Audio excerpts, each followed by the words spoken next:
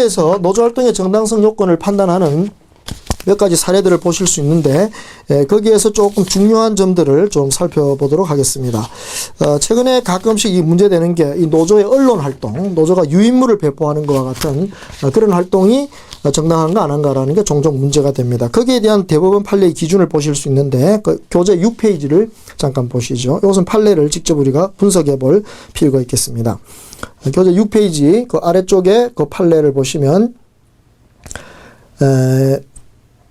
그 행위가 정당한가 아닌가는 회사의 승인 여부만을 가지고 판단할 것은 아니고 그 유인물의 내용, 매수, 배포의 시기, 대상, 방법, 이로 인한 기업이나 업무의 영향 등을 기준으로 하여야 한다. 이렇게 표현하고 있는 걸 보실 수 있죠. 아래쪽에.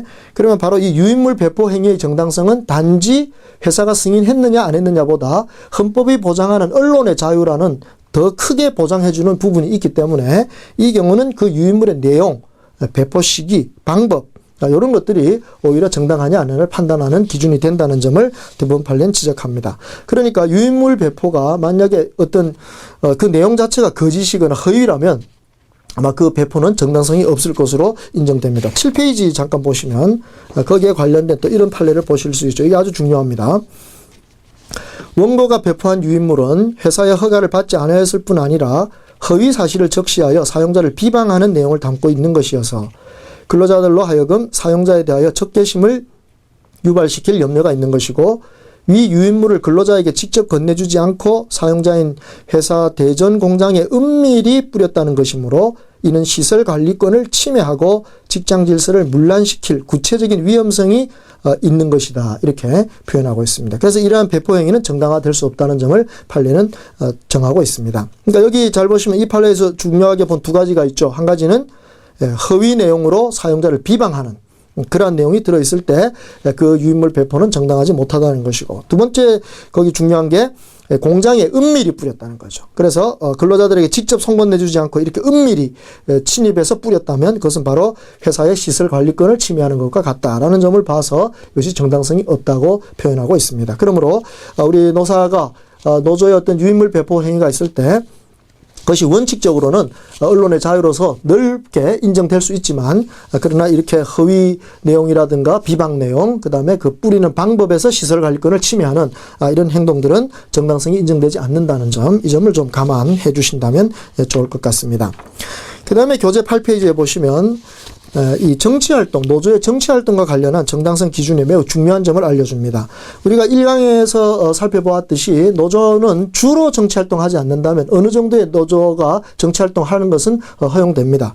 그렇지만 이번 이 판례에서는 아주 중요한 점을 알려주죠. 거기 두 가지 판례의 내용이 있는데 그 아래쪽 부분을 잠깐 보시겠습니다.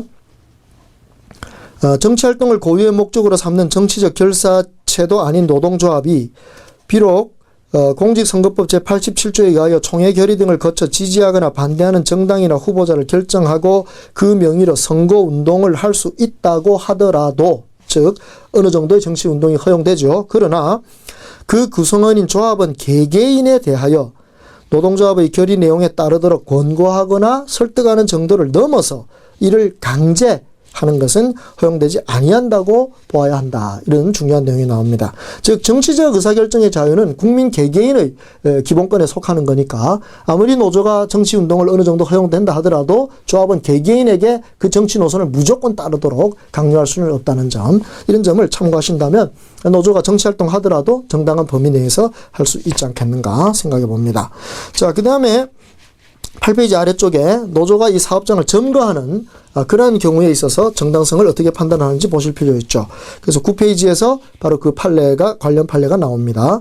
노동조합이 조합은 임시총회를 개최하면서 사업장의 일부 점거에 그치지 아니하고 전면적 배타적인 점거를 하거나 폭력이나 파괴 행위를 수반하는 경우에는 이를 정당한 행위라고 할 수 없다라는 점이 판례의 기준으로서 명백하게 나와 있습니다. 이런 점도 좀 참고하시면 좋을 것 같습니다. 이와 같이 우리가 정당한 노조 활동의 요건들을 그 기준을 대부분 판례를 통해서 배우셨고 또 몇 가지 사례를 통해서 노조 활동이 정당하게 되기 위해서는 어떻게 해야 된다는 점 이런 점들을 좀 잘 생각하시게 되었습니다. 앞으로 이 노조 활동을 해 가시는데 서로가 이런 룰들을 좀 제대로 지켜가신다면 훨씬 더 원만한 노사관계를 만들어 가지 않겠는가 싶습니다. 특히 우리 노조가 주의하실 점은 그러한 정당성 요건을 갖추지 못한 노조 활동, 즉 이른바 불법적인 노조 활동을 하게 되면 여러 가지로 제약을 받을 수밖에 없다는 점이죠. 예컨대 노조 활동에 대한 정당성이 없는 걸 했을 때 세 가지 정도의 책임을 질 수밖에 없습니다. 첫 번째는 형사 책임 질 수 있겠죠. 예. 또 두 번째는 민사 책임, 또 세 번째는 징계 책임이라고 하는 이런 세 가지의 책임을 지게 됩니다. 그래서 간단히 말하면 노조 활동을 하고 나서 이런 어떤 불이익을 당한다는 건 참 어떻게 보면 불합리한 것이죠. 그래서 우리 노조가 좀 제대로 된 정당한 노조 활동을 해감으로써 이런 불이익을 당하지 않고도 얼마든지 노조 활동을 할 수 있는 그런 상황이 좀 전개될 수 있도록 해야 되겠습니다. 형사 책임의 아주 가장 많은 부분들은 보면 폭력이나 어떤 파괴 행위를 해가지고 어떤 그 형사법상의 어떤 책임들, 손괴죄 같은 이런 책임을 짓는 것, 또 폭행죄 같은 책임을 지는 경우를 종종 볼 수 있습니다. 또 요즘 와서 보면 그 유인물 배포 같은 걸 이제 하시면서 이 허위 내용을 갖다가 비방하는 내용을 갖다가 이렇게 적시를 하는 바람에 그 명예훼손, 이것이 이제 종종 문제되는 경우를 볼 수가 있습니다. 다만 어느 정도 그 명예훼손이 될 수 있는 어떤 사실을 적시했다 하더라도 그것이 공중에 널리 알려야 될 필요가 있는 그런 내용이라면 요즘 소위 말하는 그 내부 고발이라고 하는 막 그런 차원에서의 적시 사항이라면 그것은 명예훼손죄가 성립하지는 않는 경우도 있습니다. 그래서 어쨌든 그런 점을 참고하실 수는 있지만 노조 활동이 가끔씩 보면 그러한 그 명예훼손 때문에 서로 문제가 일어나는 경우도 종종 있다는 점, 이런 점을 좀 참고하시면 좋겠습니다. 그 다음에 이제 민사 책임이라고 하는 건, 어떤 손해배상 같은 것이 이제 발생할 때가 있겠죠. 이게 이제 아까 우리가 보셨던 그 점거 행위 같은 것이 좀 지나치게 과격하게 됨으로 해서 결국 회사의 어떤 시설을 파괴한다거나 이렇게 되었을 때는 거기에 대한 이제 손해배상 문제까지 발생하게 되겠습니다. 어떤 분들은 노조 활동에는 손해배상 책임이 면제되는 거 아닌가 이렇게 말씀하시는데 그 말씀은 정당한 정의 행위를 했을 때 쟁의 행위로서의 정당성이 인정될 때 손해배상 책임이나 형사 책임까지도 면제되는 것이기 때문에 그것은 지금 제가 말씀드린 거하고 조금 다른 것이죠. 그래서 쟁의 행위 문제는 나중에 우리가 쟁의 행위에 대해서 살펴볼 때 그때 검토하기로 하고 지금은 일반적인 노조 활동이 평상시에 진행될 때 그때라도 정당성 요건을 갖추지 않았을 경우에는 이러한 책임도 질 경우가 있다는 점, 이 점을 제가 지적해 드린 것입니다. 자, 형사 책임을 묻거나 민사 책임 물으려면 결국 법원을 통해서 해야 되고 여러 가지 사법적 절차를 거쳐야 하니까 어려울 수 있습니다. 그래서 많은 경우에 회사가 이제 징계 책임을 묻는 경우를 종종 봅니다. 그래서 이 징계 책임이란 건 그 노조 활동이 정당하지 못하고 그리고 그 정당하지 못한 노조 활동의 유형이 징계 사유로서 미리 정해져 있어야 되겠죠. 제 강의에서 근로기준법 강의를 들으신 분들은 아마 징계를 하는 경우 세 가지 정당성이 있어야 된다는 걸 기억하실 겁니다. 사유, 절차, 그리고 권리 남용이 아닐 것.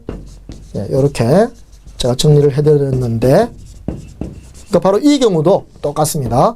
노조 활동이 정당하지 못해서 회사가 징계를 하려면 바로 그 행동이 징계 사유에 정해져 있어야 됩니다. 그 다음에 그 사유에 해당한다면 절차를 밟아서 어떤 소명 기회를 주고 반성하는 뜻, 또 앞으로 어떻게 하겠다는 그런 것에 대해서 충분히 들어줄 필요가 있겠습니다. 그리고 마지막으로 징계를 하더라도 권리 남용이 아닌, 즉 어떤 사유와 처분 사이에 균형이 맞는 비례성과 형평성이 맞는 그러한 징계 처분을 해야 되겠습니다. 그래서 결국 이제 어떤 징계가 결정되어서 결국 그 조합원은 징계를 당할 수밖에 없는 이런 경우도 발생할 수가 있습니다. 그래서 이런 형사책임, 민사책임, 징계책임 이게 가볍지가 않습니다. 그러므로 우리 조합을 하시는 분들, 특히 노조 간부들은 노조 활동의 정당성 요건이라는 이 점을 항상 좀 명심하시고 제대로 이해하시고 어떤 노조 활동을 하더라도 저런 부분에 저촉되지 않도록 하신다면 그러면 사용자로부터 충분하게 그것을 보장받을 수도 있고 또 노조활동도 더욱 강하게 만들어 가실 수 있습니다. 이렇게 노사관계가 서로 룰에 따라서 움직이게 될 때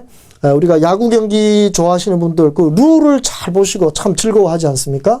마찬가지로 이 노사관계도 서로가 룰을 잘 지켜나가면 사실은 이게 서로 싸우는 관계가 아니라 서로 원만하게 합리적으로 해결해 갈 수 있고 또 협조할 수 있는 그런 노사관계를 만들어가는 과정이라고 볼 수 있는 것이거든요. 그래서 그 첫 번째 기본이 되는 것이 서로가 룰을 좀 잘 아시고 그 룰을 서로 잘 지켜가는 것이라는 이 기본 원리를 반드시 좀 이해하셔서 이러한 원칙들을 잘 지켜주시면 좋겠습니다. 그래서 제가 이번 2강에서 노조활동의 정당성 요건이라는 과목을 보통 이렇게 보면 잘 강의를 하지 않습니다. 그렇지만 오늘 제가 이렇게 특별히 한 강의로 만들어 놓은 것은 앞으로 우리 노사관계가 좀 더 원만하고 합리적이고 합법적인 그러한 노사관계로 발전해 갈 수 있고 결국에 가서는 노사가 서로 파트너가 될 수 있는 그런 노사관계가 이루어지기를 바라면서 오늘 이 부분의 기준을 좀 더 자세히 설명해 드렸습니다. 그 점을 이해하시고 앞으로 잘 적용해 주신다면 대단히 고맙겠습니다. 네, 수고 많으셨습니다.